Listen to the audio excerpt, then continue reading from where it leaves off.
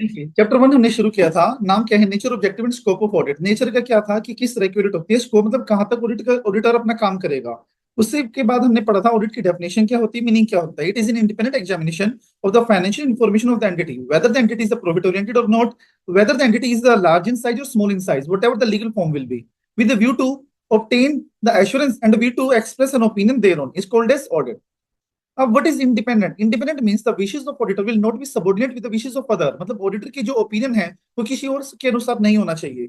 It is called as independent. After that, अगर auditor को ये देखना हो कि मुझे कैसा ओपिनियन देना है, तो उससे पहले उसको एन नंबर ऑफ चीजें देखनी पड़ेंगी। इन शॉर्ट, अगर ऑडिटर को ये एश्योरेंस लेनी है कि एफएस किसी को भी मिसलीड नहीं कर रही है, तो उसको क्या क्या एश्योरेंस लेनी है? सबसे पहला, उसको देखना है कि जो अकाउंट्स बने हैं वो with reference to journal entries बने हुए हों। जो एंट्रीज हैं उनके सपोर्टेड एविडेंसेस होने चाहिए सारे। कोई भी एंट्रीज ओमिटेड नहीं होनी चाहिए। जो इन्फॉर्मेशन कम्युनिकेट करी गई है वो क्लियर एंड अनएम्बिगियस होनी चाहिए, मतलब इजी टू अंडरस्टैंड होनी चाहिए, और प्रॉपर डिस्क्लोजर होना चाहिए। और जो भी फाइनेंशियल स्टेटमेंट्स हैं वो क्लासिफाइड, डिस्क्राइब और डिस्क्लोज किसके अकॉर्डिंग होने चाहिए? अकाउंटिंग स्टैंडर्ड के अकॉर्डिंग होने चाहिए। और जो स्टेटमेंट्स ऑफ अकाउंट है वो एक true and fair picture represent कर रहे हो, एक true and fair picture represent कर रहे हो कि हमारी जो ऑडिट है वो किस तरह की हुई है और हमारी एंटिटी क्या चीज है, मतलब एंटिटी किस तरह का रिजल्ट हमें फॉर्म कर रही है।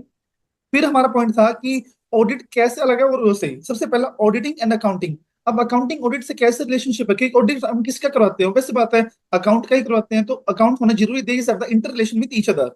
ऑडिट एंड लॉ, अब एंटिटी के ऊपर an number of law and regulation apply होते हैं, तो ऑडिटर की नीड होती है, ऑडिटर की रिक्वायरमेंट होती है कि उसको वो सारे रूल्स रेगुलेशन चेक करने होते हैं कि वो कंप्लाई हुए हैं या नहीं हुए हैं।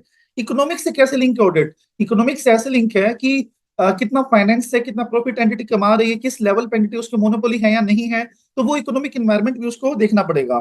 बिहेवियरल साइंस से कैसे लिंक है? बिहेवियरल साइंस क्या होता है कि जो हमारा ऑडिटर है ना वो बात करने के तरीके से, ठीक है, और डॉक्यूमेंट्स प्रोवाइड कर रहे हैं नहीं कर रहे हैं, मतलब सामने वाले के बिहेवियर से पहचान जाए कि वो फ्रॉड में इंडल्ज है या नहीं है। तो इसीलिए उसको बिहेवियरल साइंस की भी नॉलेज होनी चाहिए। ह्यूमन बिहेवियर की मतलब पर्सन को परखने की नजर होनी चाहिए कि बातों से वो पता लगा ले कि कोई बंदा फ्रॉड कर रहा है नहीं कर रहा है। Science, statistics and mathematics.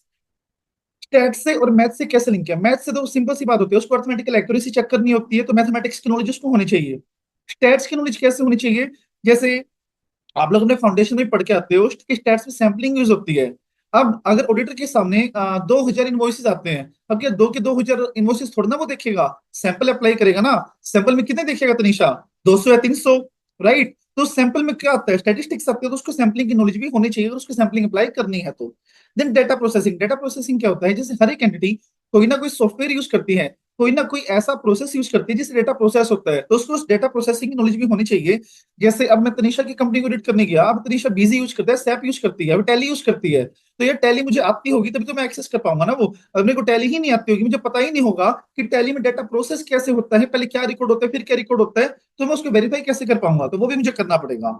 Then financial management कैसे लिंक ऑडिट से? फाइनेंशियल मैनेजमेंट देखो ना, अब एक बात बताओ मेरी, आप देखो, अब एंटिटी के पास वर्किंग कैपिटल होनी चाहिए तभी वो आगे रन कर पाएगी। बट वट इफ उसके पास वर्किंग कैपिटल ही ना हो, तो वो तो नियर बाय बंद होने वाली है फिर। मतलब मेरे को मेरे खर्चे निकालने के लिए पैसे नहीं मिल रहे, या मेरे को क्रेडिटर को पैसे देने के लिए पैसे नहीं है मेरे पास, तो क्या है, वो लिक्विडेट होने वाली है नियर फ्यूचर में। तो ऑडिटर को फाइनेंशियल मैनेजमेंट भी देखना है कि एंटिटी अपना फाइनेंस किस तरह से मैनेज कर रही है, वर्किंग कैपिटल कहाँ से लेके आ रही है, वो अपना फाइनेंस कहाँ से लेके आ रही है, इधर डेब्ट से लेके आ रही है, इक्विटी से लेके आ रही है, लोन से ले रही है, बोरो से ले रही है, डिपॉजिट से ले रही है, किस तरह से फाइनेंस अपना मैनेज कर रही है वो। तो उसको एफएम की भी मैनेजमेंट, एफएम की भी नॉलेज होनी चाहिए। Then auditing and production. अब प्रोडक्शन देखो, बात सुनो ना। अब दीपांशु की कंपनी वो मैन्युफैक्चरिंग कंसर्न है, मैन्युफैक्चरिंग कंसर्न तो प्रोडक्शन तो होता ही होगा उसमें। अब यार मैं उसमें ऑडिट करने जा रहा हूँ तो मेरा फर्ज तो बनता है ना कि उसकी एबनॉर्मल कॉस्ट देखे, कहीं ये तो नहीं है कि यार डिमांड मार्केट में 10 प्रोडक्ट की है और ये बना 100 प्रोडक्ट रहा हो, तो ये तो कोई सेंस बनी ना। तो इसीलिए उसको प्रोडक्शन की नॉलेज भी होनी चाहिए कि यूजुअल प्रोडक्शन जो होना चाहिए एज द डिमांड है या नहीं। ऐसा तो नहीं है कि ओवर प्रोडक्शन हो, ऐसा तो नहीं है कि अंडर प्रोडक्शन हो, तो ऑडिटर को प्रोडक्शन की नॉलेज भी होनी चाहिए। दीपांशु सिट स्ट्रेट, दीपांशु दुआ, सीधा बैठ। सेकंड क्या था अपना? Objective of audit. Objective of audit का मतलब क्या है कि ऑडिट का उद्देश्य क्या है? या तो आप इसमें ये कह लो कि ऑडिटर का क्या ऑब्जेक्टिव है, ये सब ये कह लो कि ऑडिट का क्या ऑब्जेक्टिव है। ऑब्जेक्टिव इसका ये बनता है, सबसे पहला, ऑडिटर को एक एश्योरेंस लेनी पड़ेगी। सर एश्योरेंस क्या लेनी पड़ेगी? अब बात सुनो, ऑडिटर अपॉइंट क्यों होता है? ऑडिटर हमेशा ओपिनियन देने के लिए अपॉइंट किया जाता है कि वो चीज सही है या गलत है, और उसको ओपिनियन देने से पहले उसको एश्योरेंस लेनी पड़ेगी। एश्योरेंस क्या होता है? विश्वास। तो उसको विश्वास लेना पड़ेगा कि एफएस बिल्कुल ठीक है, ठीक नहीं है, फिर उसको एक ओपिनियन देना है अपना। अब तनीषा ऑडिट करने गई, मैंने बोला तनीषा आपको देख के आना है कि उसके पास ट्रू एंड फेयर है या नहीं है। अब तनीषा पहले तो एविडेंसेस लेगी, विश्वास लेगी कि वो फ्री फ्रॉम मेटीरियल मिसस्टेटमेंट है या नहीं है, वो हो गया एश्योरेंस। अब इसने विश्वास ले लिया कि मतलब ठीक है, सब कुछ ठीक है, फिर ये क्या पास करेगी अपना ओपिनियन। ठीक है, ट्रू एंड फेयर का ओपिनियन ओरली थोड़ी ना देगी, रिटर्न में देगी ना, उसको क्या बोलते हैं टू रिपोर्ट, रिपोर्ट में देगी, और फिर रिपोर्ट को क्या करेगी, communicate to the applicable person. तो चार ऑब्जेक्टिव होते हैं हर एक ऑडिटर के। पहला क्या, सबसे पहला उसको रीजनेबल एश्योरेंस लेनी है, सेकंड उसको ओपिनियन देना है, थर्ड ओपिनियन रिपोर्ट में देना है, फोर्थ रिपोर्ट जिसने उसको अपॉइंट किया था उसको क्या करनी है, कम्युनिकेट करनी है, ऐसा। उसके बाद हमारी देखो दो बात आती है, पहले रीजनेबल और फिर एब्सोल्यूट। एश्योरेंस वर्ड क्या होता है, बड़े ध्यान से सुना, वर्डिंग्स पे आपका 100%, वर्डिंग्स पे 100% आपका ध्यान होना चाहिए। सबसे पहला क्या है, देखो एश्योरेंस क्या होता है, एश्योरेंस होता है कि विश्वास लेना कि सब कुछ ठीक चल रहा है या नहीं चल रहा है, ताकि एक ऑडिटर ओपिनियन दे सके। अब इसमें एक बात सुनो, point of view, point of view क्या था, पॉइंट ऑफ व्यू इसमें ये है कि एश्योरेंस दो तरह की होती है, absolute assurance and reasonable assurance. Absolute क्या होती है कि जब ऑडिटर ये कहता है कि मैं गारंटी कर रहा हूं, कि मैं गारंटी कर रहा हूं कि एफएस में कुछ भी गलत नहीं है। पर एक चीज बताओ, क्या ऑडिटर ऐसा बोल सकता है कि मैं गारंटी कर रहा हूं उसको, क्योंकि एफएस उसने थोड़ी बनाई है, एफएस तो मैनेजमेंट ने बनाई है। अब मैनेजमेंट ने क्या पता क्या फ्रॉड कर रखा हो, क्या पता फ्रॉड छुपा रखा हो जो ऑडिटर की नजरों में ना आए, तो इसलिए वो कभी भी गारंटी नहीं देता।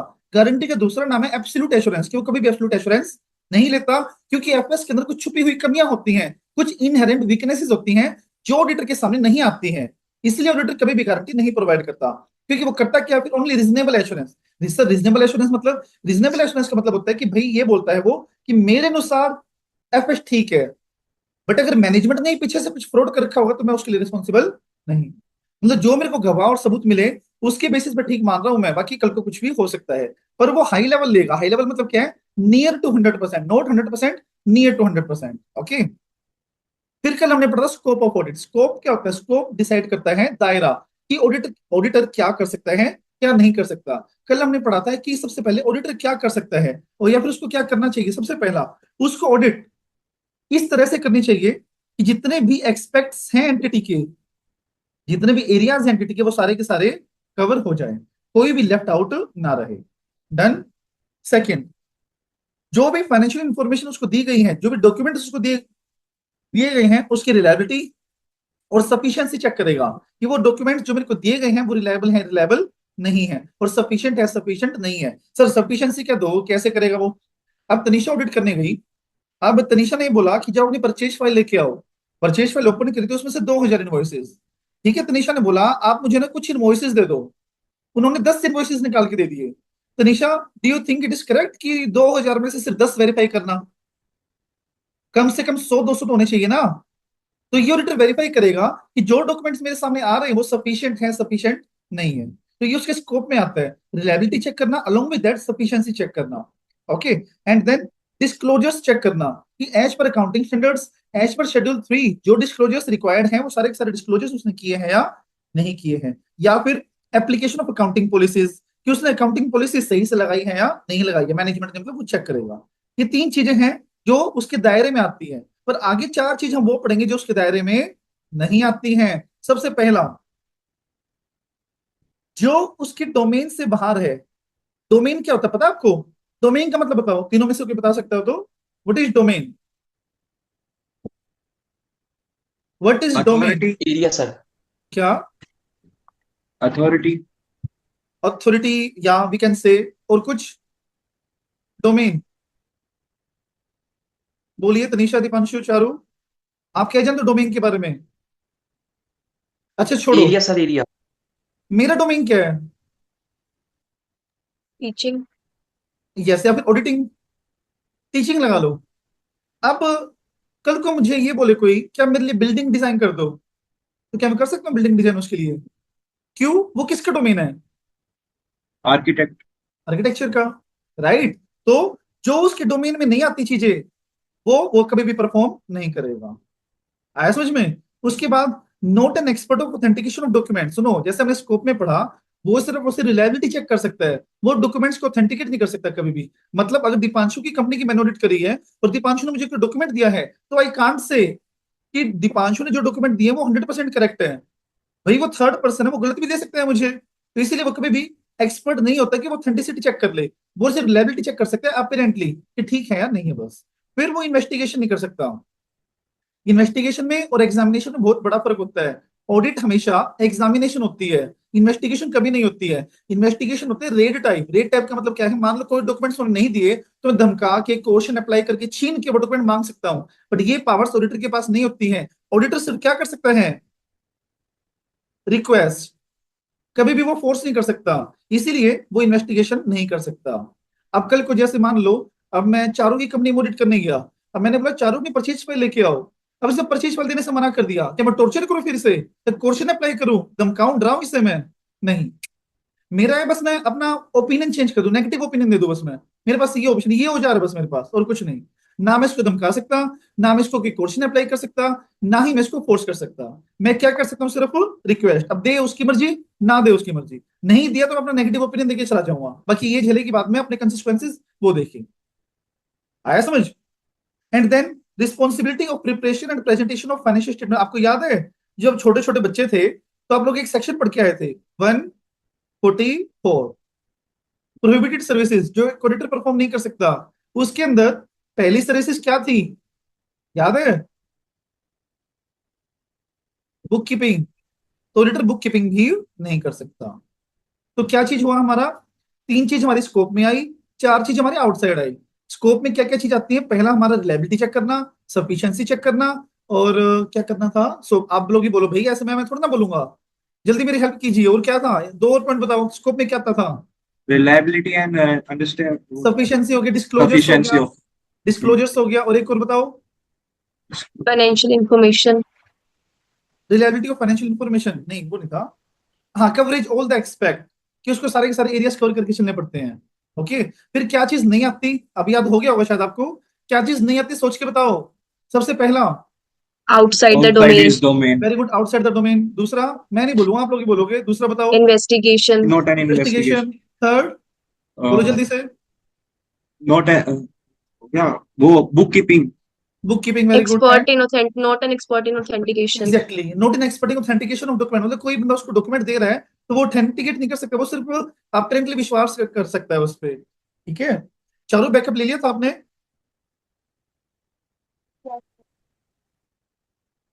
सुनाई नहीं दे रहा, थोड़ा तेज बोलो भाई। चलो ठीक है। अब उसके बाद देखिए, मैं ना आपको चार बार ये बात बोल चुका हूं कि वो एब्सोल्यूट नहीं लेगा, सिर्फ रीजनेबल लेगा, एब्सोल्यूट नहीं लेगा, सिर्फ रीजनेबल लेगा। पर ऐसा क्यों, मैं क्यों कह रहा हूं ऐसा कि वो एब्सोल्यूट नहीं ले सकता? बिकॉज एफएस में कुछ छुपी हुई कमियां होती हैं, इनहेरेंट वीकनेसेस होती हैं, जिसकी वजह से वो कभी भी एब्सोल्यूट एश्योरेंस नहीं ले पाता। और ये लिमिटेशंस अराइज कहां से होती हैं? पहला, फाइनेंशियल रिपोर्टिंग से। सर फाइनेंशियल रिपोर्टिंग से कैसे? अब चारों एक बात बताना मुझे, आप, आपकी वॉइस काफी कम आ रही है, आप लिख के बता सकते हो मुझे। आप एक बात बताना, हमारी एफएस में एन नंबर ऑफ अजम्पशंस जुड़ी होती हैं। आप लोगों ने प्लस टू में पढ़ा होगा, जो फंडामेंटल अजम्पशंस होती हैं जिसके बेस पे हमारी एफएस बनती है। चारू, क्या हमेशा आप ये कह सकते हो कि वो अजम्पशन हमेशा सही होंगी? बताओ। एफएस में एन नंबर ऑफ अजम्पशंस जुड़ी होती है, क्या कोई पर्सन हमेशा ये कह सकता है कि एफएस में जो अजम्पशन लगे वो बिल्कुल ठीक होंगे? नहीं, वो बिल्कुल भी नहीं कह सकता। तो फाइनेंशियल रिपोर्टिंग की वजह से वो एब्सोल्यूट एश्योरेंस बिल्कुल भी नहीं ले सकता। आया समझ? Second, nature of audit procedures. इसमें दो केस आपको बताता हूं। दो केस आपको क्या बताऊंगा, सबसे पहला क्या, जैसे अब ऑडिटर कौन बना है यहाँ पे, तनिषा बनी है। तनिषा, अब आपकी किसकी ऑडिट करने गए, चारों की ऑडिट करने गए हो आप। अब आपने चारों को बोला ये डॉक्यूमेंट्स मुझे दे दो, अब डॉक्यूमेंट्स इसने देने से मना कर दिया, फोर्स आप कर नहीं सकते, एविडेंसेस आपको मिले ही नहीं, तो क्या एब्सोल्यूट एश्योरेंस लोगे आप? नहीं, बिल्कुल भी नहीं। तो एक रीजन ये हो गया कि प्रोसीजर ही नहीं लगा पाया मैं, एविडेंसेस ही नहीं ले पाया मैं, तो मैं ओपिनियन कैसे दूं, एब्सोल्यूट गारंटी कैसे करूं मैं? दूसरा रीजन क्या, अब सैंपलिंग हमने अप्लाई करी है। सैंपलिंग कैसे अप्लाई करी है, 2000 में से 400 इनवॉइसेस हमने सिलेक्ट करके टेस्ट कर लिए, 400 तो बिल्कुल ठीक थे। तो तनिषा, क्या जो 1600 बचे हुए हैं, आप उन पे गारंटी दे सकते हो कि 1600 में कुछ भी गलतियां नहीं होंगी? हो भी सकती है, माइट भी पॉसिबल। तो इसीलिए वो कभी भी गारंटी नहीं करता है। गारंटी का दूसरा मतलब एब्सोल्यूट एश्योरेंस। तो ऑडिटर के ऊपर कुछ प्रैक्टिकल और कुछ लीगल लिमिटेशंस होती हैं जिसकी वजह से वो प्रोसीजर पूरे नहीं कर पाता। तो वो भी क्या है, एक एरिया है जिसकी वजह से लिमिटेशन अराइज होती है। Third, note in the nature of investigation, तो इटसेल्फ एक लिमिटेशन है, कमी है कि जैसे मैं ऑडिटर हूं, मैं सीए हूं, अब मेरे पास ऑडिट करने की पावर नहीं है, ऑडिट करने की, सॉरी, इन्वेस्टिगेशन करने की पावर नहीं है। अब इन्वेस्टिगेशन करने की पावर नहीं है तो डीपली मुझे कैसे पता चलेंगी चीजें? अब इन्वेस्टिगेटर जो होता है तो डरा के धमका के भी सच उगलवा लेता है, बट ऑडिटर कोई पावर होती नहीं है तो सच उगलवाएगा कैसे? अब जब तक सच नहीं उगलवाएगा तो गारंटी भी नहीं दे सकता फिर। राइट और रॉन्ग? सही कह रहा हूं, कुछ गलत तो नहीं कह रहा? फिर timeliness of financial reporting and decrease in relevance of the information over the time. ये मुझे लगता है कि अभी भी किसी को डाउट होगा इसमें। देखो, अब यहाँ पे कोई पर्सन है गोपाल, ओके, अब गोपाल पिछले 2 सालों से ऑडिट कर रहा है, पहले साल भी उसने ऑडिट किया, दूसरे साल भी उसने ऑडिट किया, तीसरे साल भी वही ऑडिट करने वाला है। गोपाल क्या कह रहा है कि ना मैंने 2 साल ऑडिट करी हुई है, मैंने सारी की सारी इंफॉर्मेशन ले ली है, तो तीसरे साल में मैं कोई भी इंफॉर्मेशन नहीं लूंगा, सिर्फ ओपिनियन दूंगा। क्या उसका कहना सही है? सोच के बताओ। तीसरे साल सर क्या बोला था आपने? तीसरे साल वो बिना इंफॉर्मेशन लिए कह रहा है कि मैं तो ओपिनियन दूंगा, क्योंकि पहले मैंने सारी इंफॉर्मेशन ले ली है। नहीं थर्ड ईयर सर, वो यही गलत कह है। रहा है। गलत कह रहा है ना वो? यस क्यों सर। भाई, क्यों? भाई 2 साल पहले उसने ऑडिट की थी, क्या पता पहले इंफॉर्मेशन सही हो, बाद में फ्रॉड कर दिया हो मैनेजमेंट ने। तो इसीलिए as the passage of time information की रेलिवेंस जो है वो कम होती जाती है। 2021 में मैंने क्या एविडेंस लिया था, उस टाइम पे वो बिल्कुल ट्रू एंड करेक्ट था। ओके, क्या पता आज वो ट्रू एंड करेक्ट ना हो सकता है ना। तो इसीलिए हम 100% वेरीफाई नहीं कर सकते। फिर फ्यूचर इवेंट्स, ये तो भी मेरा फेवरेट पॉइंट है सबसे। क्या फेवरेट पॉइंट है? अब तनीषा ऑडिट करने गई, तनीषा क्या चेक करिए? Going concern. अब आपने ये तो प्लस टू में पढ़ के आए हो ना, that FIR should be prepare on the basis of going concern basis, right? कि वो फॉरएवर फ्यूचर में लिक्विडेट नहीं होगी। Tanisha, is it a guarantee कि लिक्विडेट नहीं होगी? No, sir. क्यों? Why it is so? Current ही थोड़ी होती है उसके पास, कुछ भी ऐसा फ्यूचर में इवेंट हो जाए, वो इजीली, बैंकरप्ट हो जाए, डेफिनेटली, इंसॉल्वेंसी हो इसीलिए जाए। इसलिए फ्यूचर इवेंट भी क्या होते हैं? एक फैक्टर होते हैं जिसकी वजह से वो एब्सोल्यूट एश्योरेंस नहीं दे पाता। आया समझ में? तो हमने पढ़े क्या है अभी? हमने इतना ही कंटेंट किया था कल हमने। मैं आपको एक बार इसका कंसाइज ऑप्शन बताता हूँ क्या है। हाँ, इसका क्वेश्चन क्या है, जैसे factor that leads to inherent limitation due to which auditor can not obtain absolute assurance. ठीक है, बताइए पहली कौन सी? Financial reporting. सबकी आवाज आनी चाहिए साथ में, ऐसे नहीं भाई, बेशक से ऑनलाइन हो, फिर हम ऑफलाइन वाली ही लेंगे। Second, audit procedures. थर्ड, आवाज नहीं आई अभी भी किसी की भी मेरे को। Audit is not an investigation. Future events, मेरे को ये याद आ रहा था, मैंने ये लिख दिया पहले। Then okay. Note in and nature of investigation. Investigation, और एक और रह गया भाई, आप लोग बताओ। टाइमलीनेस वाला। टाइमलीनेस वाला, timeliness timeliness end of decrease, financial report. Decrease the relevance relevance of of information over over time. Period. मुझे पता नहीं ऐसे क्यों गट्स फीलिंग आ रही है कि ये बच्चों को अभी भी समझ में नहीं आया होगा, ऐसा है या ये मेरा वहम है?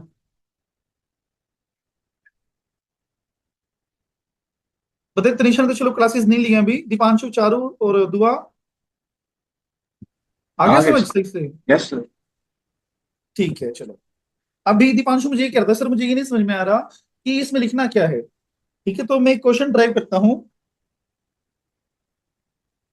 जिससे आपको पता चल जाएगा कि क्या आने वाला है, क्या मतलब आंसर प्रेजेंट होने वाला है। ठीक, क्वेश्चन अपनी तरफ से बनाऊंगा इसको। हाँ लिखिए, क्वेश्चन साथ में लिखना आप लोग को, अटेंटिव रहना। ऑडिट की क्लास है, थ्योरी है, आपका ध्यान इधर से उधर बिल्कुल भी नहीं होना चाहिए। वो कहावत सुनी आप लोगों ने, सावधानी घटी और दुर्घटना घटी। ऑडिट से इतना सब ध्यान इधर गया, आपका सारा कंसेप्ट वैनिश हो जाएगा। ओके, तो मुंडी मुंडी झटका के बैठा करो, पानी वानी अपने साथ में लेके बैठा करो, जब भी नींद आए मुंह पे मार लिया करो पानी को, ताकि नींद खुल जाए। सबसे बेस्ट तरीका है ये क्वेश्चन। ओके, देखिए, मिस्टर गोपाल इज एन, वो क्या थोड़ी सी ऊपर नीचे हो सकती है बट कंटेंट देखना। Mister Gopal is an auditor of XYZ Private Limited हाँ, having turnover of rupees 150 CR. Mr. Gopal is a ठीक है। chartered accountant and having expertise in auditing, and he is well versed with accounting standards and standards on auditing. For the financial year 2023-24, he has take all the evidences by performing multiple procedures and also verify the sale on sampling basis. On sampling basis.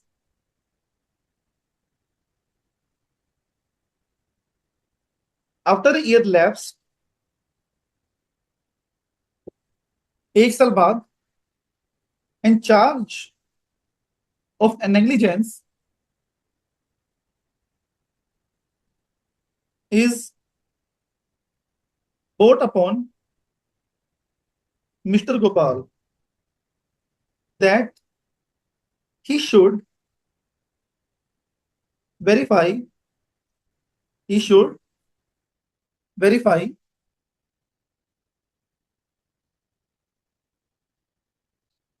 the sale on 100% basis. Now, as per the knowledge, not knowledge, as per the standards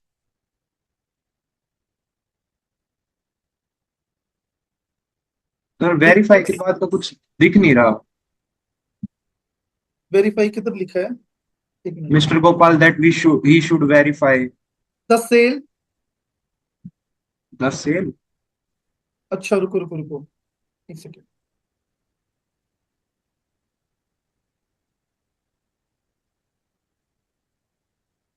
इसे एक बार ना hang हो जाता है कभी कभार, wait.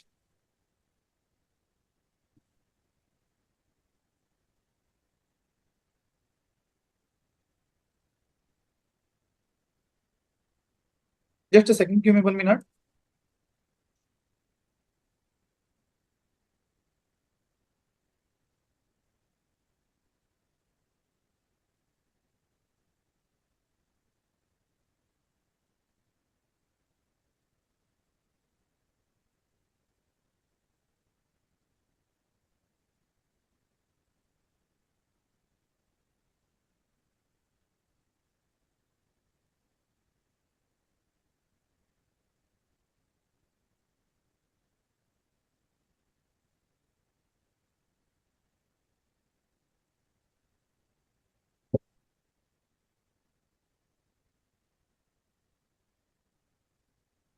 लिखिए verify के बाद मैं बोल रहा हूं आपको, वेरीफाई द सेल। दोबारा बोल रहा yes हूं, sir, देखो, after year lapse and charge of negligence is brought up to mister Gopal that he should verify the sale on 100% basis. He should verify the sale on 100% basis.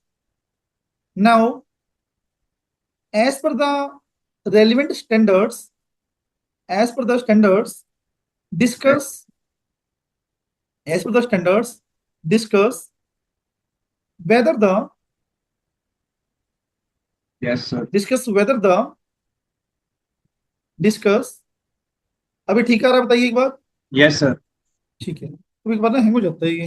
Discuss whether the charge of negligence is correct और not. पहले मैं आपको इसका मतलब समझाता हूं। अब एक सीए गोपाल है, सी गोपाल XYZ प्राइवेट लिमिटेड की ऑडिट करने जा रहा है। तो उसने देखा कि सेल जो है ना वो 150 CR है। ओके, और उसने सैम्पलिंग बेसिस पे सेल वेरीफाई कर ली। बाद में क्या हुआ, बाद में कुछ ऐसा हुआ जिससे कि उसके ऊपर चार्ज लग गया। और चार्ज के कहना क्या था कि आपको 100% वेरीफाई करना चाहिए था। जैसे चार्ज क्या होता है, चार्ज होता है कि उसके ऊपर केस फाइल हो गया। जैसे ICI ने उसके ऊपर केस फाइल कर दिया और ICI ने क्या बोला कि आपको 100% वेरीफाई करना चाहिए था। ठीक है, तो हमें बताना है कि जो चार्ज उसके ऊपर रिपोर्ट हुआ है, शूट उसके ऊपर फाइल हुआ है, वो सही है या गलत है। पहले आप लोग बताओ, लिखूंगा मैं। चारू, आपका क्या ओपिनियन है इस बारे में। सर नहीं, सारी वेरीफाई करनी होती है रिलायबिलिटी। ठीक है, दीपांशु आपका क्या ओपिनियन है। सर इसमें ऑडिट प्रोसीजर आएगा ना? हाँ, ऑडिट प्रोसीजर आएगा। लिखना कैसे, देखिए एक बार। As per SA 200 overall, Tanisha लिख लेना आप भी। Overall objective of auditor is to obtain reasonable assurance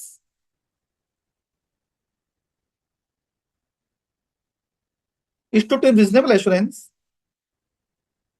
that whether the financial statements are free from material misstatement. The auditor, the auditor, the auditor is not entitled to obtain absolute assurance, absolute assurance due to ये फिर freeze हो गया इसके बाद से। their their रुको, statement, this is the auditor, लिखिए आगे में स्टेटमेंट के, the auditor is not entitled to obtain, the auditor is not entitled to obtain absolute assurance due to due to due to certain inherent limitations, due to certain inherent limitations.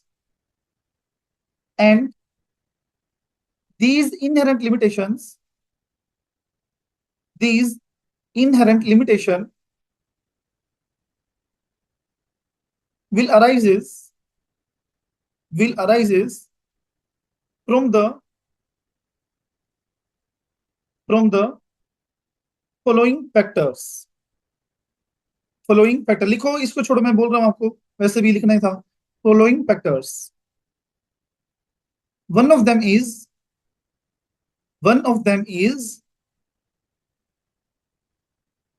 nature of audit procedures, nature of audit procedures।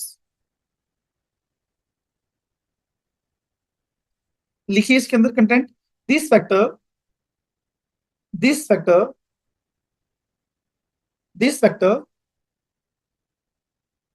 deals with the assumption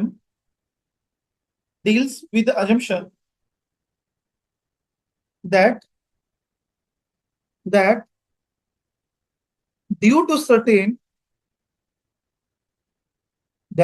due to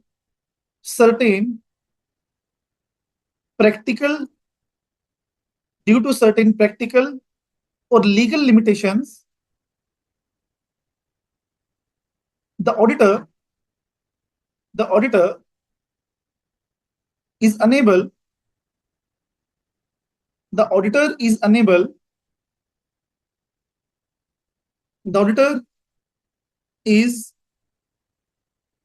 to obtain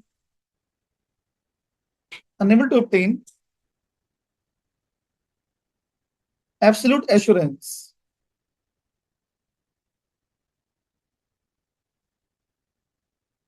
practical limitation, आगे लिखिए, practical limitation is that he cannot verify 100% documents. And legal limitation is that he legal limitation is that he cannot लिखिए लिखिए legal limitation is that he cannot force the management he cannot force the management he cannot force the management to provide the documents to provide the documents लिखिए fact एक line छोड़ के fact लिखो इसमें case study है ना fact भी आएगा इसमें तो एक लाइन छोड़ के फैक्ट लिखिए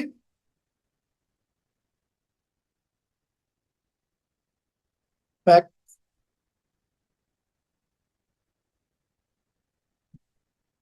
here Gopal applied a sampling approach and could not verify the sale on 100% basis. On 100% basis. Afterward,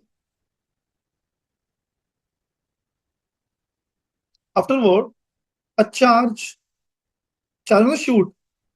is brought against the auditor on contention that he has not conducted the audit properly. बस ये fact हो गया हमारा. Then conclusion. Based on the provision explained above, as the auditor is unable to obtain absolute assurance due to some inherent limitations. So, the charge brought against Mr. Gopal, Deepanshu दुआ क्या answer आएगा? Is दुआ जी बताइए क्या answer आएगा? अब Gopal liable नहीं है। गोपाल नेबल नहीं है. फिर ये बोलो कि जो चार्ज उसके ऊपर हुआ था वो क्या है? इनकरेक्ट है. लिखिए vote against mister Gopal is incorrect. Simply लिखिए इनकरेक्ट.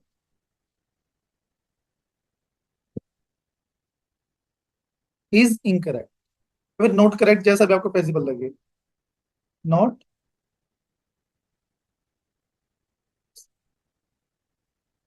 आप समझ आया आपको कैसे क्वेश्चन बनते हैं? क्वेश्चन इस तरह से ही बनेंगे. क्वेश्चन में आपको पढ़ के पता लग जाएगा कि क्या मांग रहे हैं हमसे, कौन सा प्रोसीजर मांग रहे हैं अपने. दीपांशु समझ में आया आपको? डाउट था कि सर क्वेश्चन कैसे लिखना है इसमें? यस सर, आ गया। और कोई डाउट हो तो बताइए, वरना फिर आज की क्लास में चलते हैं हम. जो आज करना है हमें. No doubt sir. चलिए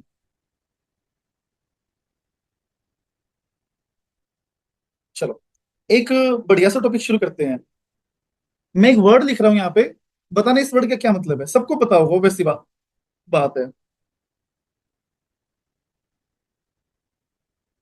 बताइए क्या होता है ये?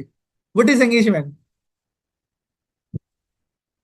क्या यहाँ पे मैं इसकी बात कर रहा हूं? बताइए. नहीं, ऑब्वियसली नॉट. इसकी तो बात बिल्कुल भी नहीं कर रहा हूं. तो एंगेजमेंट क्या होता है ऑडिट में? जैसे दीपांशु सैनी है, इसकी एक कंपनी है TS private limited, newly incorporated हुई है. अब 30 दिन के अंदर अंदर इसको मेरे को अपॉइंट करना पड़ेगा, किसी भी ऑडिटर को अपॉइंट करना पड़ेगा। अब हुआ क्या, इसने सीए गोपाल को अप्रोच किया कि आप मेरे ऑडिट कर देना, और गोपाल ने देखा ठीक है नई कंपनी है तो फ्रॉड वगैरह कुछ मिलेगा नहीं, फीस फीस भी सही दे रहे हैं, तो गोपाल ने क्या कर दिया, यस कि ठीक है हम आपके ऑडिट कर देंगे। तो ये दोनों के जो रिश्ता बना है सर्विसेज परफॉर्म करने का, इसको हम बोलते हैं ऑडिट एंगेजमेंट। क्या बोलते हैं, ऑडिट एंगेजमेंट। मतलब जहां पे एक ऑडिटर कुछ सर्विसेज परफॉर्म करने का प्रॉमिस किसी और को कर देता है, उसको बोलते हैं ऑडिट एंगेजमेंट। और ऑडिट परफॉर्म करने से पहले उनको अपना एक एग्रीमेंट बनाना पड़ेगा, जिसके अंदर सारे के सारे क्या आ जाएंगे, टर्म्स एंड कंडीशंस, कि क्लाइंट की क्या रिस्पॉन्सिबिलिटीज होंगी, ऑडिटर की क्या रिस्पॉन्सिबिलिटीज होंगी, ऑब्जेक्टिव्स क्या होंगे, वो सब। इस एग्रीमेंट को लेमन टर्म में बोलते हैं, ऑडिट टर्म में इसको क्या बोलते हैं, that is engagement letter. Term समझ में आ रहे हैं सही से? मतलब the formal agreement between the auditor and the client is called as engagement letter, and the services in which the auditor and client bind itself, then these audit services of this relationship between client and auditor is called as audit engagement। पढ़ेंगे और इसको देखो, what is engagement? engagement क्या होता है? engagement means arrangement to do something, या फिर agreement to do something, कुछ करने का agreement करना। In the context of auditing, it means a formal agreement between the auditor and the client under which audit agree to provide some auditing services। ये एक agreement होता है जिसमें auditor client को कुछ सर्विसेज परफॉर्म करने का वादा करता है, और जिस शेप में ये एग्रीमेंट बनता है, बताइए उस एग्रीमेंट को क्या बोलते हैं, एंगेजमेंट लेटर। Got it? अब जो हमारी ऑडिट एंगेजमेंट होती है वो इंटरनल होनी चाहिए, एक्सटर्नल होनी चाहिए, ऑलवेज ऑलवेज एक्सटर्नल। हमेशा वो कैसी होनी चाहिए, एक्सटर्नल। ऐसा क्यों? The purpose of external audit is to enhance the degree of confidence of intended users. Intended user कौन, जो कि ऑडिट की एफएस को यूज करते हैं, जैसे बैंक हो गया, शेयर होल्डर्स हो गए, गवर्नमेंट हो गई, क्रेडिटर्स हो गए, ताकि उनका कॉन्फिडेंस इंक्रीज हो जाए। इसलिए हमें एक्सटर्नल ऑडिट एंगेजमेंट करवानी चाहिए। सर ये नहीं समझ में आया हमारे क्या होता है। अब सुनो, गोपाल का भाई कौन है, कृष्णा। गोपाल का भाई कौन है, कृष्णा। कृष्णा की एक प्राइवेट कंपनी है और गोपाल सीए है। यहाँ पे क्या बात ली मैंने, सीए गोपाल है और इसका सगा भाई कौन है, कृष्णा। इसकी एक प्राइवेट कंपनी है। अब ये अपने भाई को ये अपॉइंट कर रहा है एज एन ऑडिटर। सोचो कि भाई इसकी कमियों को बताएगा, बोलो बोलो, क्या भाई इसकी कमियों को निकालेगा? अगर मान लो कृष्णा प्राइवेट लिमिटेड कोई फ्रॉड कर रही होगी, क्या वो 143(1)(2) में गवर्नमेंट को रिपोर्ट करेगा उस फ्रॉड को? बिल्कुल भी नहीं, भाईचारा थोड़ी तोड़ना है उसे। तो इसीलिए सामने वाले का कॉन्फिडेंस इंक्रीज करने के लिए इट इज प्रेफरेबल कि हम ऑडिट किस पार्टी से करवाएं, एक्सटर्नल पार्टी से करवाएं। अब चारों के पास 10 लाख रुपए हैं जेब में, पॉकेट में, she have 10 lakh rupees and she intend to invest anywhere. इसने सोचा क्यों ना कृष्णा प्राइवेट लिमिटेड में इन्वेस्ट कर दिया जाए। ये बस पैसे देने ही वाली थी, निकाले लिए थे पैसे बस। जस्ट इसकी नजर पड़ी, ओहो इसका ऑडिटर तो कौन है, गोपाल है, और गोपाल कौन है, इसका भाई है। वहीं पे इसने पैसे वापस अपने पॉकेट में डाल दिए। क्यों? क्योंकि यार भाई है, उसने तो सही से रिपोर्ट किया ही नहीं होगा। ये चारों को कॉन्फिडेंस आया उस चीज का कि एफएस रिलायबल है नहीं है, नहीं आया। तो इसीलिए इंटेंडेड यूजर्स को कॉन्फिडेंस देने के लिए जो ऑडिट है वो किसी इंडिपेंडेंट या एक्सटर्नल पार्टी से करवानी चाहिए, जो कि हमारी एंटिटी से जुड़ी हुई बिल्कुल भी ना। समझ आया कुछ, या सब कुछ आ गया? And such engagements are also reasonable assurance engagement. Deepanshu Sunny, why it is called as reasonable assurance engagement? Sir reasonable, not to 100% but 100, मतलब वो बात Near to कहना 100, चाहता है कि near to near 100। to 100, okay। हाँ, and because it is not an absolute assurance engagement, इसीलिए इसको क्या बोलेंगे हम, reasonable assurance engagement, रीजनेबल। कि ऑडिट के अंदर रिजनेबली देखता है। कि हाई लेवल ऑफ ठीक ही एश्योरेंस। होगा, तो ये बस एक्सटर्नल क्या मतलब सब रीड कर लेना आप। अब देखो मैंने तो पढ़ा दिया, अब बारी आप लोग की। मैं देखो कम से कम मेरे पास 8 पॉइंट आने चाहिए, मेरे सामने 4 बच्चे बैठे हैं, 2-2 पॉइंट हर बच्चे से आने चाहिए, ठीक है। और कंसेप्ट ऐसा पूछूंगा जो आता है आप लोग को। मैं पूछ रहा हूं,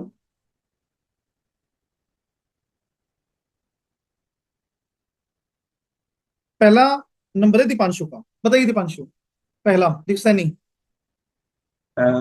जो इंटेग्रिटी यूजर्स का है ना, वो भरोसा बना रहता है, ठीक मतलब है, कॉन्फिडेंस इंक्रीज हो जाता है। कॉन्फिडेंस इंक्रीज और होता है। और एडवांटेज बताओ, आप लोग और तीनों वो अपने अपने एडवांटेज सोच लो, चारू दीपांशु और तनिषा। हाँ दीपांशु दूसरी बताओ। जैसे, मतलब जैसे मैं ये बोलना नहीं चाहता, जैसे बाहर गवर्नमेंट को भी पता लगता रहता है कि कंपनी सही से काम कर रही है, मतलब ठीक है, इंटरनल कंट्रोल सही है, मतलब जो भी। Provide confidence to government also. और ये इसका ताकि प्रॉपर टैक्स टैक्स सेविंग वाला भी था ठीक है, कुछ। चलो आपका हो गया, तनिषा बताएगी, बताओ तनिषा। ऑडिट करवाने के क्या फायदे होंगे?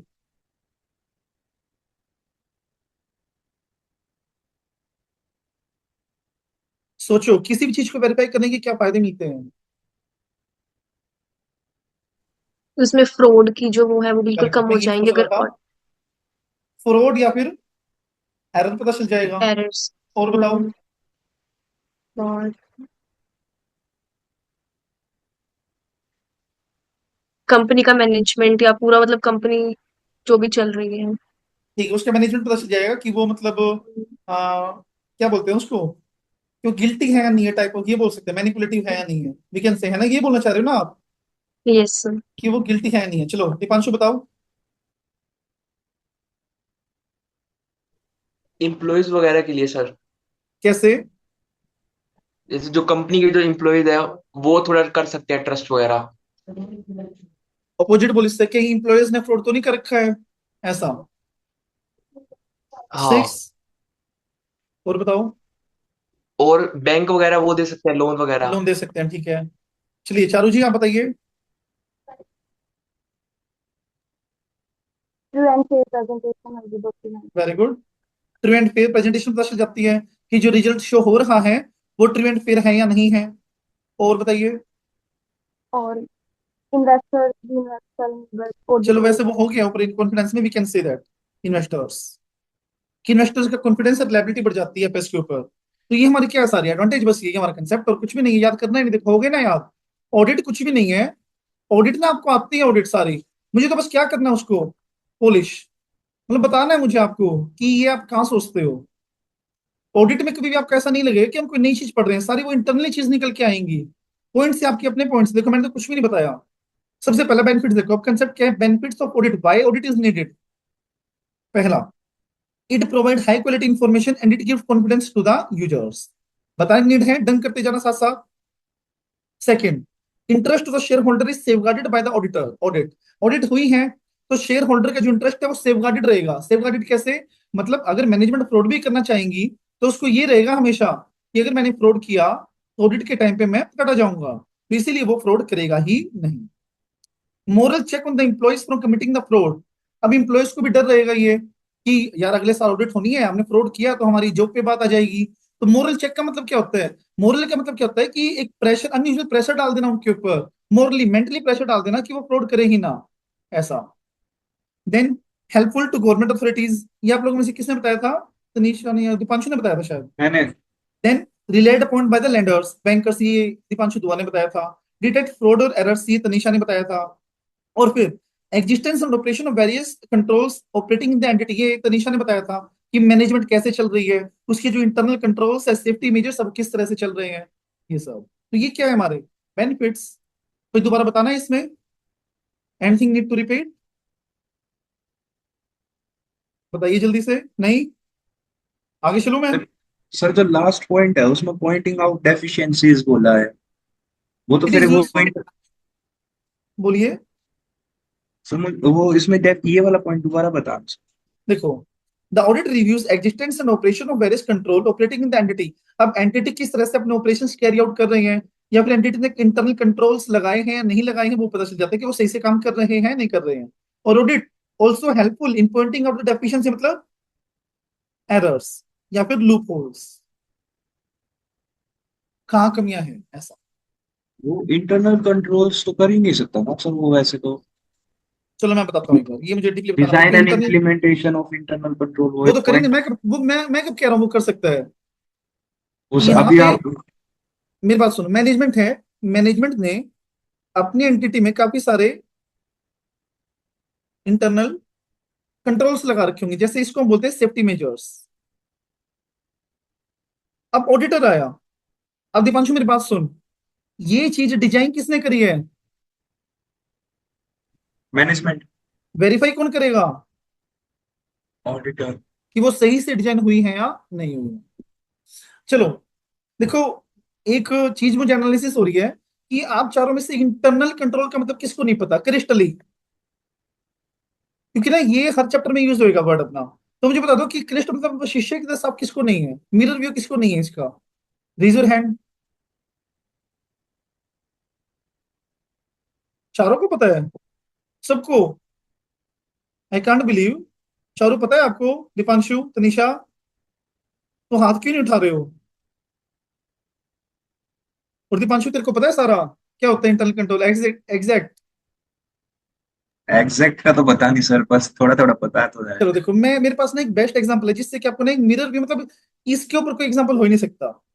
ठीक है, मैंने एक पेंटिंग ड्रॉ कर रहा हूँ जिससे कि आपको पता चलेगा कि होता क्या ही है। ठीक है, फिर पेंटिंग बना के ही सबसे अच्छी जो आपको पता चल सकती है। ठीक है, let me draw the painting. आप लोग बताना मैं क्या बना रहा हूँ। हालांकि ये थोड़ा सा पेन मेरे पास छोटा है, सकता है।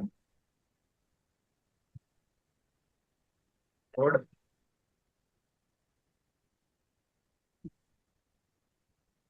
एज्यूम करना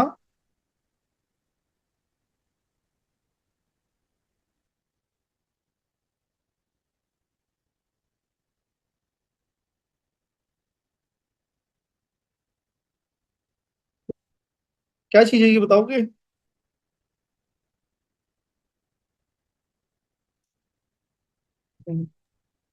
अब समझ में आ रोड रहा है। होगा वैसे है। रोड है, ऑब्वियसली बात है, रोड है ये। अब चलो, अब एक चीज और बना रहा हूं मैं, वो बताना क्या चीज है ये। ठीक है,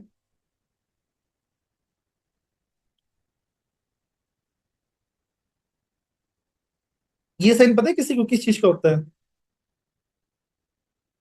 zebra crossing. Zebra crossing side में होती है ना लायक, ये वाली होती है जेब्रा क्रॉसिंग। ये पता है किसी को क्या होता है? क्रॉसिंग, बताइए, जस्ट फॉर क्रॉसिंग का फन। होगा। ये होता है पेडिस्टिन जो लगा होता है, मतलब यहाँ पे आके हमें गाड़ी स्टॉप करनी होती है, पेडिस्टिन बोलते हैं इसको। यहाँ पे एक चीज होती है लगी हुई,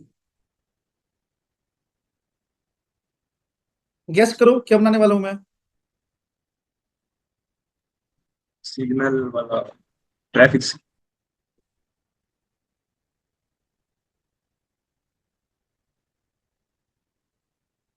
समझ आया क्या चीज है ये? थर्ड लाइट कौन सी होती है अपनी? ग्रीन होती है ना।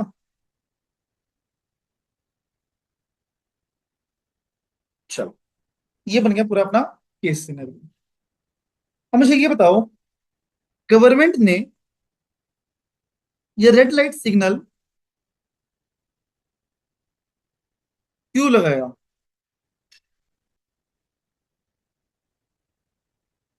बताओ यार, इतना आसान सा सवाल है, इसे चुप तो मत बैठो प्लीज। पता नहीं सर, लगा दिया होगा। हाँ क्या सर, हम तो फॉलो करते ही नहीं है कभी। मैं भी नहीं करता वैसे तो। तनिषा जी, क्यों लगे रेड लाइट? ऑनेस्ट आंसर देना।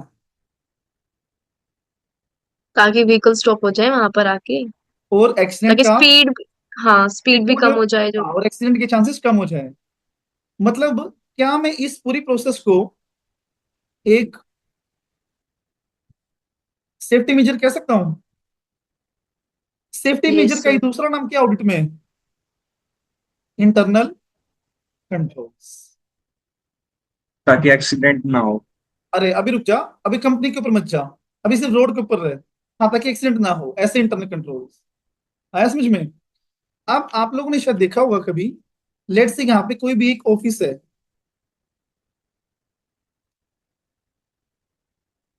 शायद आप लोग कभी ना कभी तो आपने एनालिसिस किया ही होगा ये, कि कोई भी हमारा ऑफिस है,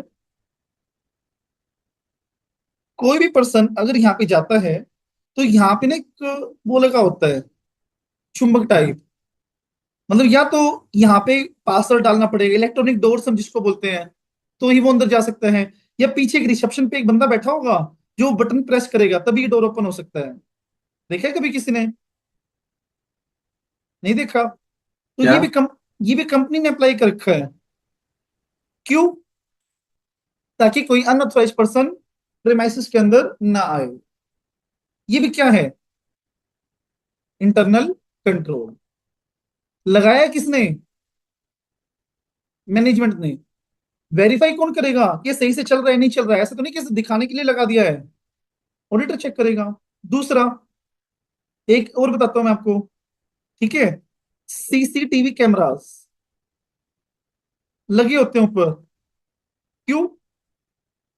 ताकि कोई चोरी वगैरह हो जाए तो पता चल जाए। तो ये भी क्या है? एक इंटरनल कंट्रोल। और ऑडिटर वेरीफाई करेगा, ये दिखाने के लिए तो नहीं चिपका रखे हैं, ये चलते हैं नहीं चलते, रनिंग में है नहीं है, बस। ये हमारा पॉइंट है कि ऑडिट करने से हेल्पफुल हो जाती है कि इंटरनल कंट्रोल सही से ऑपरेट कर रहे हैं या नहीं कर रहे हैं। अब मेरे ख्याल से क्रिस्टल क्लियर हो गया होगा सबको, जितना मुझे ध्यान है, जितना आइडिया कि इंटरनल कंट्रोल एक्चुअल में क्या होते हैं। आगे चलो फिर मैं।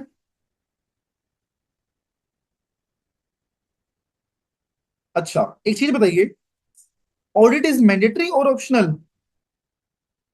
मैंडेटरी। क्यों?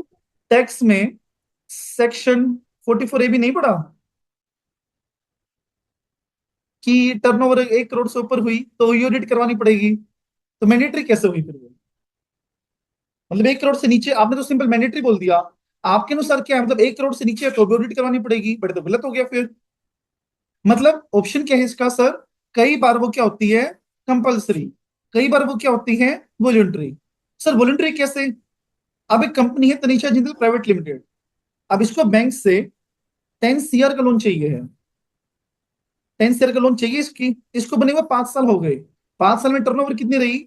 90 लाख, 80 लाख, 95 लाख, और 99 लाख, और 88 लाख। अब 1 करोड़ से ऊपर नहीं गई तो उसने ऑडिट भी नहीं करवाई होगी। बट बैंक ने क्या कहा कि अगर आपको हमसे लोन लेना है तो आपको ऑडिट करवानी पड़ेगी। तो उस टाइम पे तनिषा कैसे ऑडिट करवाएगी? वॉलंटरी। वॉलंटरी क्यों? क्योंकि इसको उससे कुछ बेनिफिट मिलने वाला है। तो कई बार ऑडिट ऐसा होता है कि हमें करवानी पड़ती है मजबूरन, और कई बार हमें कुछ और फायदे मिलते हैं तो हम अपने आप भी करा लेते हैं चाहे हमारी टर्नओवर भी एक्सीड ना हो रही हो। ऐसा। सर बड़ी तो कंपनीज के लिए भी मैंडेटरी है क्या? बड़ी कंपनीज मतलब नहीं है, जो भी प्राइवेट कंपनी होती है, जो भी पब्लिक कंपनी होती है, उनके लिए मैंडेटरी होती है, कंपलसरी। मतलब जो भी एंटिटी कंपनी एक्ट में रजिस्टर्ड होगी उसको ऑडिट करवानी ही करवानी पड़ेगी, चाहे जीरो टर्नओवर क्यों ना हो उसकी। ये बात मैं फर्म्स वगैरह की कह रहा हूँ, कोई फर्म से कोई सोल प्रोप्राइटर है उन चीजों में। ओके, तो पॉइंट ऑफ व्यू क्या है? Audit is not always mandatory.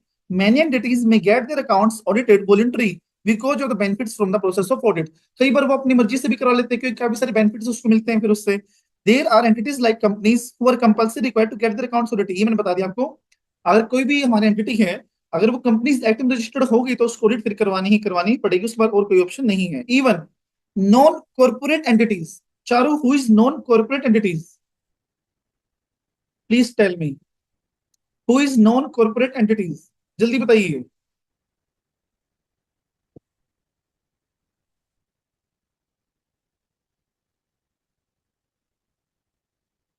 We are waiting. जैसे फार्म हो गई, सोल प्रोप्राइटर हो गया, एलएलपी हो गया, ये सब। ओके, तो कई बार वो भी ऑडिट करवा सकती हैं under the tax law. Tax law कैसे? जैसे 1 करोड़ से टर्नओवर ऊपर जाने के बाद उसको ऑडिट करवानी पड़ेगी। Example, in India every person is required to get accounts audited if turnover crosses certain threshold limit under income tax act. Income tax act में कितनी लिमिट है? 1 CR। पढ़ी आप लोगों ने? पढ़ी है ना? सर वो पीजीपी में तो आई होगी 44A भी। It is वो also possible that some entities like school may be required to get their accounts for the purpose of obtaining grant or assistance from the government। कई बार ऐसा होता है कि जो स्कूल्स वगैरह होते हैं ना, तो वो भी कई बार ऐसा कर लेते हैं कि ग्रांट वगैरह लेने के लिए कि हम ऑडिट करवा लें ताकि हमें कोई गवर्नमेंट से ग्रांट वगैरह मिल जाए, ये सब। ठीक है, कुछ पूछना है इसमें और एनीथिंग एल्स? तो जैसे ऑडिट जो मैंडेटरी है वो टैक्स लॉज के हिसाब से भी देखेंगे, 44 AB के हिसाब से भी देखेंगे, और कंपनीज एक्ट के हिसाब से भी देखेंगे, मतलब ऐसा नहीं दिमाग मोस्टली मोस्टली तो वो कंपलसरी हो गया वैसे तो। अगर कोई प्राइवेट या पब्लिक कंपनी है तो चाहे 1 रुपया टर्नओवर क्यों ना हो, टैक्स लोग या भाड़ में, हम ऑडिट करवाएंगे उसकी। अब अगर कंपनीज नहीं है, कोई फर्म है, सोल प्रोप्राइटर है, तो उसमें हम टैक्स देखेंगे कि 1 करोड़ से ऊपर है या नीचे है। समझे? चारू, एक बात बताना मुझे आप, क्या सेक्शन 8 कंपनी को ऑडिट करवानी जरूरी है? क्यों? ये तो पर चैरिटेबल के लिए होती है। डेफिनेशन बताता कि चाहे प्रॉफिट ओरिएंटेड हो चाहे ना, हर कंपनी को एग्जैक्टली दिखता क्योंकि कंपनीज एक्ट में रजिस्टर्ड होती है, तो चाहे प्रॉफिट ओरिएंटेड हो चाहे ना हो, उससे कोई फर्क हमें नहीं पड़ता है। Very good. चलो, अब मैंने बताया था आपको कि ऑडिटर को रीजनेबल एश्योरेंस लेनी है। रीजनेबल एश्योरेंस कैसी? Mid level, lower level, high level या नन ऑफ लेवल? क्या ऑप्शन आएगा? एश्योरेंस कैसे लेनी होती है उसे इन चारों में से? High level, high level, not 200, near to 100%। Near to high level. Okay, और कोई पूछो आप लोगों से? अच्छा, ऑडिटर 100% एविडेंसेस नहीं ले सकता ड्यू टू बल्कनेस। कौन से टाइप की लिमिटेशन है ये, प्रैक्टिकल या लीगल? प्रैक्टिकल। कैसे? Sir how? लीगल में तो लॉ रिक्वायर्ड, लॉ की वजह से होता है ना, मतलब। और ये तो प्रैक्टिकल ही नहीं है ना, 100% कैसे चेक कर सकते? बल्कि चीज है तो प्रैक्टिकल चीज है ऐसा। और तो बताना, लॉ ने डिनाई कर रखा है कि आप फोर्स नहीं कर सकते डॉक्यूमेंट्स लेने के लिए। ये कौन सी लिमिटेशन है? लीगल। लीगल हो गया, लीगल लिमिटेशन है बस। ओके, और कुछ एमसीक्यू पूछो आप लोगों से जिससे आपको और क्लियर हो जाए। चलो पूछता हूँ, लेट मी स्क्रॉल द।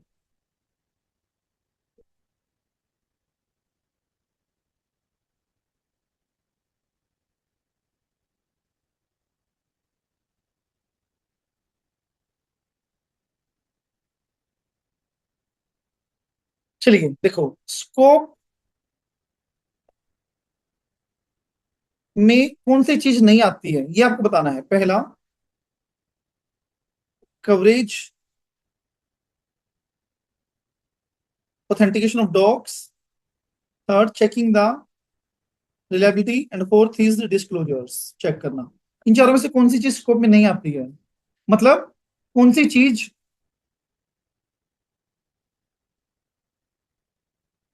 ये क्या लिख दिया मैंने, इनसाइड द स्कोप में नहीं आती है, ये बताओ।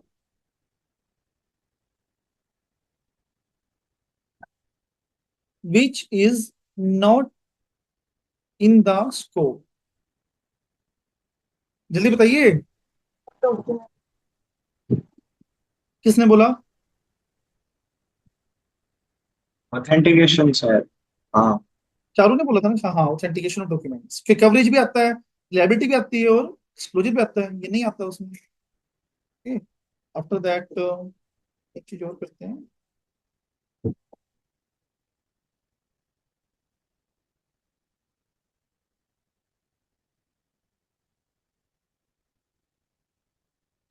दीपांशु दुआ, दिमाग यूज करके बताना भाई।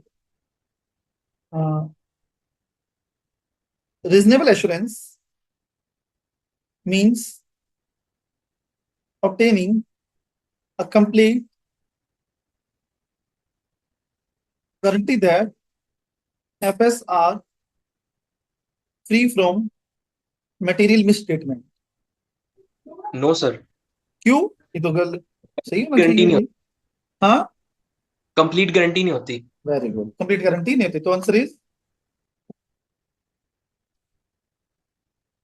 ओके। अब द क्या पॉइंट था वो, just a second.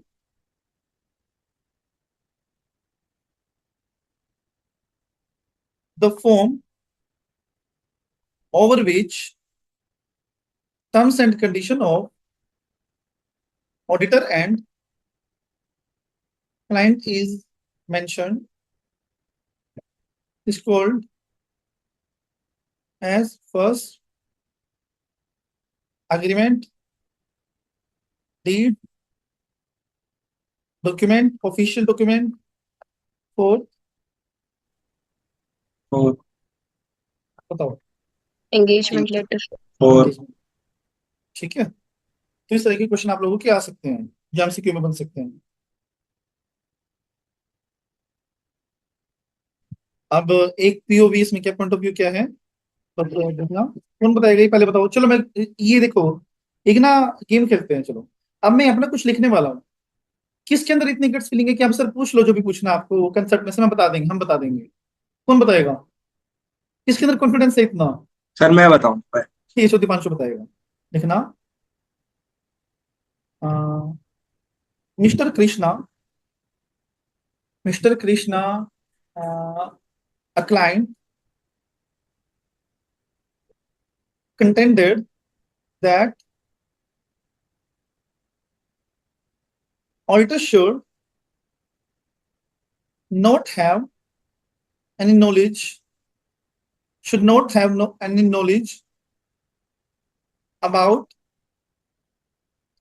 financial management as they are not linked with each other. True या false?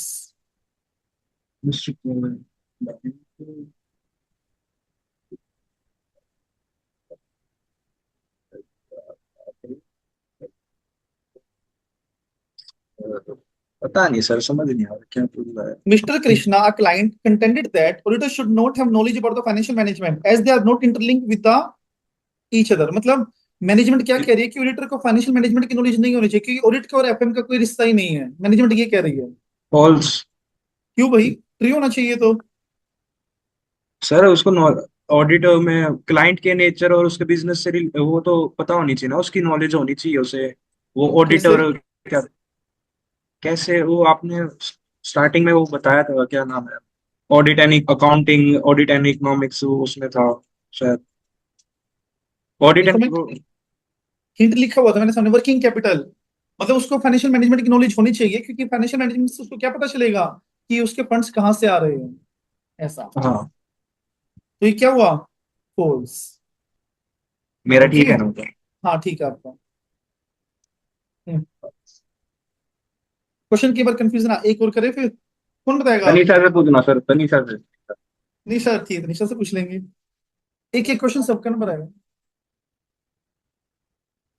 आ, ये तो सोचने दो।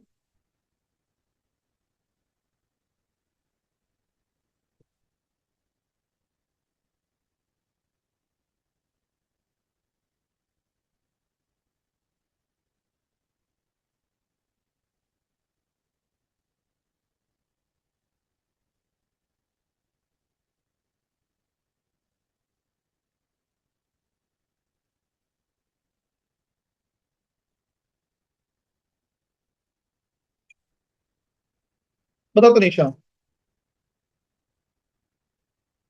नोट एन एडवांटेज, इन चारों में से कौन से एडवांटेज नहीं है? ये थर्ड नंबर पे क्या लिखा हुआ है, बैंकर्स। बैंकर्स। बैंकर्स। ऑडिट के एडवांटेज कौन से नहीं है? पहली, कि वो मोरल चेक करती है। दूसरा, ये गवर्नमेंट तो अथॉरिटीज को हेल्पफुल करती है, बैंकर्स को हेल्प करते हैं कि वो लोन प्रोवाइड कर सके, या कंपनी को असिस्ट करते हैं कि लोन किसी को दे सके। To provide the loan. कैसे? थोड़ा सा उसमें कंफ्यूजन है। तो इससे हमें किसी को लोन प्रोवाइड करना है, तो इसमें हमारी ऑडिट का क्या मतलब है? अगर हमें एग्जैक्टली, लोन लेना हो तो ऑडिट का मतलब हाँ होगा। एग्जैक्टली, तो ये एडवांटेज नहीं है, बाकी सारी एडवांटेज है। Okay.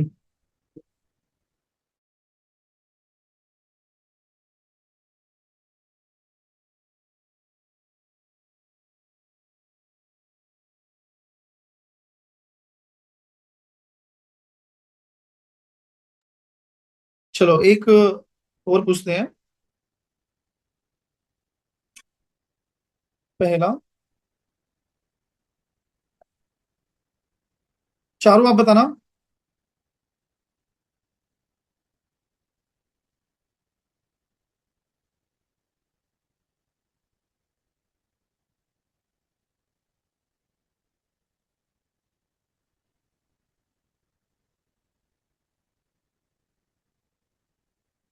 Note and factor of inherent limitation.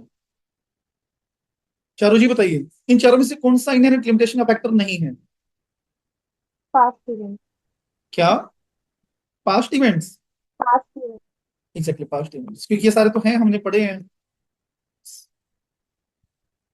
Deepanshu से पूछ लिया मैंने। दीपांशु, दुआ आपसे पूछा मैंने कुछ? पहले पूछा था मतलब। चलो ठीक है, कल पूछ लेंगे आपसे, आज इतने करेंगे। और कल के लिए आपका होमवर्क क्या है? देखो ऑलमोस्ट हमारे कितने पेजेस हो गए? हमारे 1 2 3 4 5, अप टू 5 पेजेस हमारे हो गए हैं। तो कल आपको लर्न करके आने हैं ये। कल आपका है इसका ओरल टेस्ट, ठीक है? ओके, ओरल टेस्ट है तो इसको याद करके आना। पहले सुनेंगे, फिर डाउट्स लेंगे, फिर रिवाइज करेंगे, फिर हम आगे कंटेंट उस पर चलेंगे, कंटेंट पे। Then everybody, just a second.